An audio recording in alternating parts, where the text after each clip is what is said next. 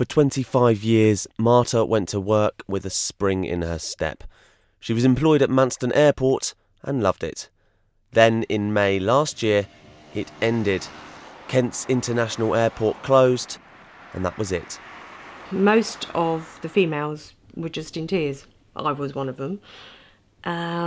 Even some guys, well, no one could believe it. So I should have had a hospital appointment afterwards. Because I was in a bit of a state, so I came home and refreshed myself up before I went to the hospital. Yeah, it was unbelievable. Marta had been told shortly before that she had cancer.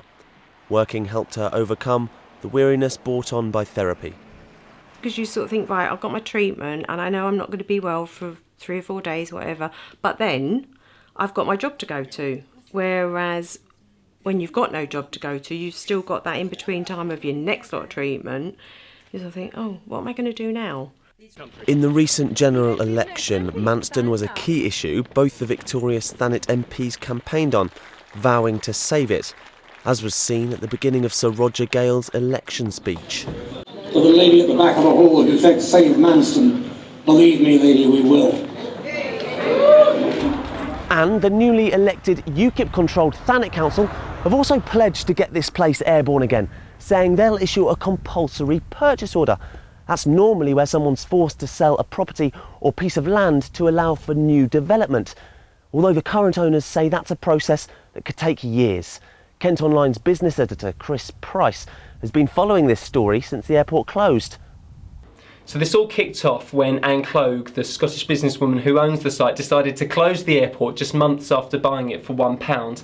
There was a huge public backlash afterwards, and she decided to sell the airport to commercial property entrepreneurs Trevor Cartner and Chris Musgrave, but it's since been revealed that she still owns a 20% stake in the site. Now, the council wants to pursue a compulsory purchase order, which would leave the door open for Riveroke to run it as a freight operation, but details on their plans are still short. Now, Cartner and Musgrave say that they'll fight a compulsory purchase order to the end and say their plans would create 4,000 jobs and kickstart Thanet's much-needed regeneration. But behind all the political wrangling are still those people who lost their jobs after years of dutiful service. No, I definitely miss it. Yeah. If I go past there now, you look at it and it just looks sad because it's like not loved anymore. It's, weeds growing everywhere and things like that. And to me, it's still part of my life. It is really sad. Yeah, I'd love to go back there.